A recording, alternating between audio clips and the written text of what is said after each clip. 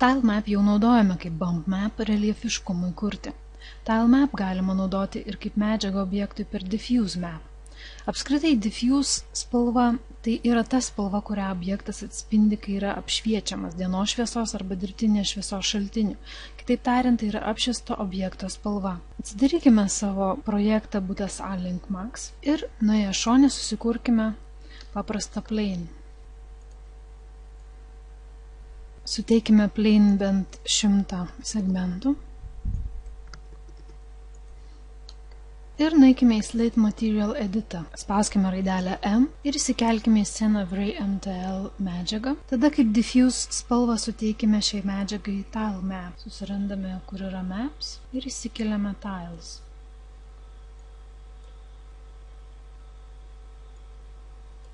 Puskelikime 2 kartus ant Tile Map. Mes norim, kad tai būtų panašu į plytų sieną, todėl tiling padarykime 1:2.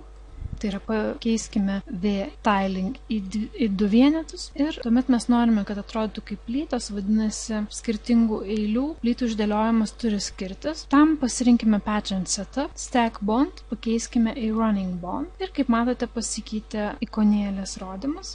Galim pasididinti, kad geriau matytume. Tada eikime į Advanced Controls ir Horizontal Count 4, Vertical Count 4 tinka, o Grout 0,5, 0,5. Taigi norime atvaizduoti plytų sieną. Plytos nebūna taip vienspalvės, jų atspalviai šiek tiek varijuoja nuo šviesesnio lik tamsesnio. Tai mes galime pasiekti į Tiles Map, įdėję Mix Map, įtraukime į jų vienas Mix Map ir sujungime su Tiles. Mix Map sujungia kelias tekstūras į vieną. Vietoj to, kad tiesiog sumaišyti spalvas per Amount, naudosime Map ir tam Mix Amount panaudosime vėlgi Tile Map. Color 1 spaudžiame ant None, pasirinkame Bitmap ir išsirenkame parsisiųstą plytą 1 JPG failą ir į Color 2 vėl spaudžiame None, Bitmap, OK ir pasirenkame plytą 2. Kaip antroji spalva. Ir dabar vietoj to, kad maišytumėm šias spalvas tiesiog tarpusavėje, mes maišymui naudosime ne Mix Amount, bet priskirsime Map ir tam vėl panaudosime Tiles Map. Kad nereikėtų iš naujo nustatinėti parametrų, galime laikydami šį pastumkime Map, taip kaip kopijuojam objektus, atjunkime nuo Tiles ir šį Map prijungime prie Mix Amount. Pažymime Map Tiles, kad rodytų parametrus ir pasirenkame prie Tile Setup Color Variance bent jau 4.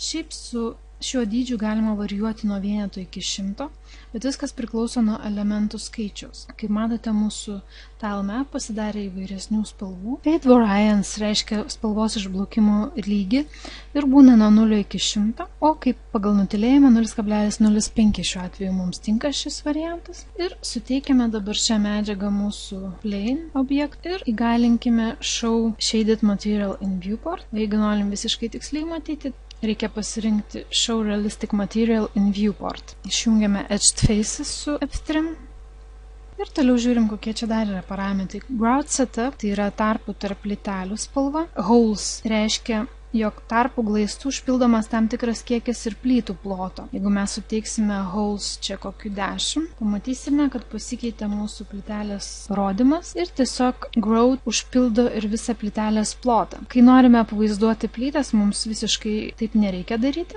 Tai grąžiname į 0. Rough grubumas reguliuoja, kaip taisyklingai yra pasklidęs glaistas, ar jis šiek tiek užeina ant plytelių. Bet norint pamatyti jo poveikį, reikia padaryti vizualizaciją. Pabandykime pritaikyti dydį 2, reikia šiek tiek priartinti, kad geriau matytųsi. Padarome renderį ir dabar įveskime bent jau 10. Taigi, jeigu 10, matome, kad glaistas išsilieja ir ant plytelių, o jeigu paliktume 2, būtų šiek tiek mažiau.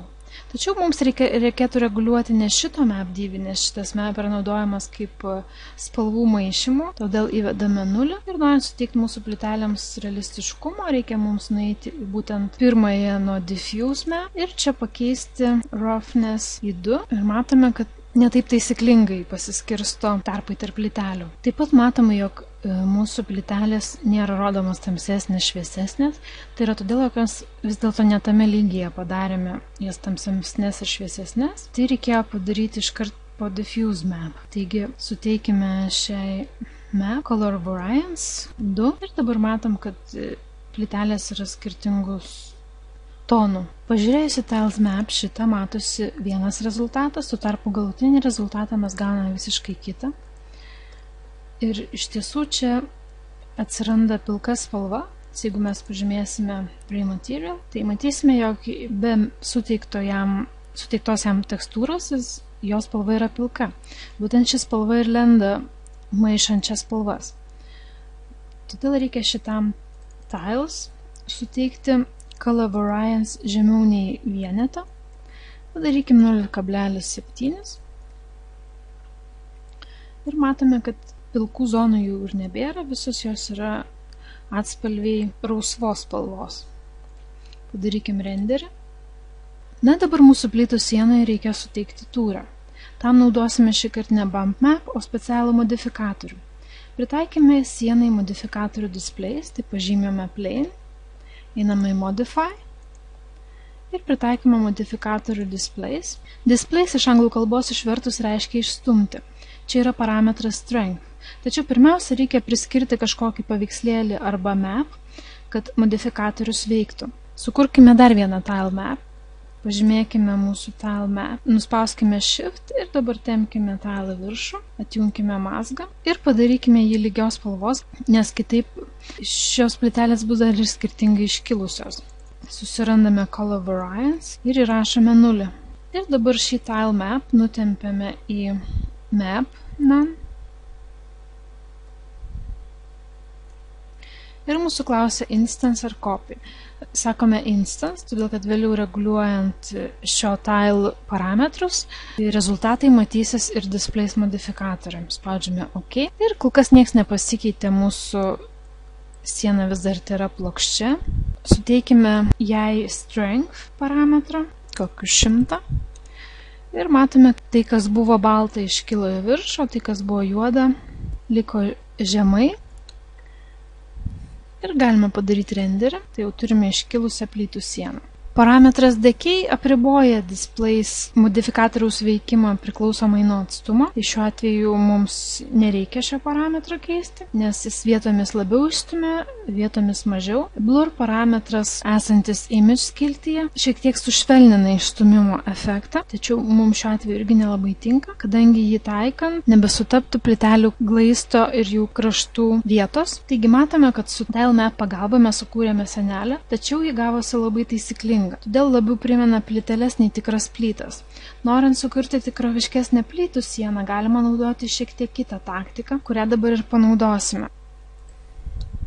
Sumažimkime view vaizdą. Mes esame paslėpę sienas, mums jas reikia atslėpti. Jeigu spaustume dešinį pelės mygtuką, yra unhide all parametras arba unhide by name, arba tą pačią komandą mes galime iškviesti kortelėje display, kurioje apskritai reguliuoja, ką mes galime matyti ir paslėpti, ką mes galime užšaldyti. Ir čia taip pat yra mygtukas unhide by name. Spaudžiame jį ir pasirenkame sieną, unhide, pasisukame šonu, kad gerai matytumėm šią sienos dalį. Grįžtame į create kortelę, pasirenkame plane įrankį, įsijungiame snap su S raidele ir įsitikiname, jog yra snap prie vertex, pažymime auto grid, sulaukiame, kol XY koordinatės gražiai užgula ant sienos, o Z koordinatė rodo žemyn ir dabar ties virtuvės plytelių kraštu pradedame braižyti plane ir baigiame viršutinėme kampe. Spaudžiame dešinį pelės mygtuką, išeiname iš komandos ir nueikime į modify ir length segmentų suteikime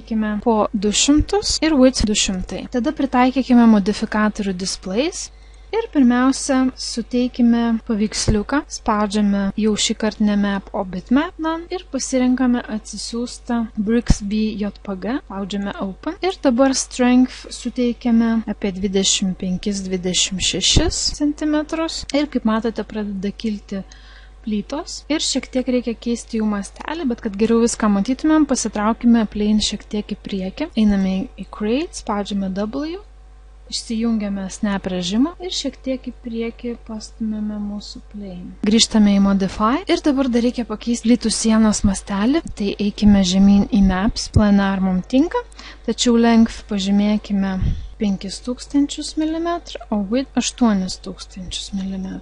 Ir jau matome plytų sieną. Tai bus tiesiog baltai dažyta plytų siena, todėl grįžtame į Slate Material Editor, spaudžiame M raidelę. Ir dabar į View įsimetame vėl Gray Material. Pasivadiname, jog tai bus plytų sienos spalva. Tai rašome sienos plytų svetainė. Na, gal ne sienos, o siena plytų svetainė. Ir 2 kartus spustelinkime, kad atsidarytų parametrai. Ir pasirenkame spalvą neutralią baltą. Tai bus 230 tiek red, tiek green, tiek blue. Spaudžiame OK. Ir šią spalvą suteikiame sienai. Taip pat nepamirštame pervadinti plane į svetainę sieną, tai bus siena plytų svetainė. Ir taip pat galime ištrinti mūsų bandomąjį variantą, ištriname. Ir taip pat iš Slate Material galime ištrinti visus su to susijusios medžiagas, mums nesimaišytų. Ir išsaugome projektą.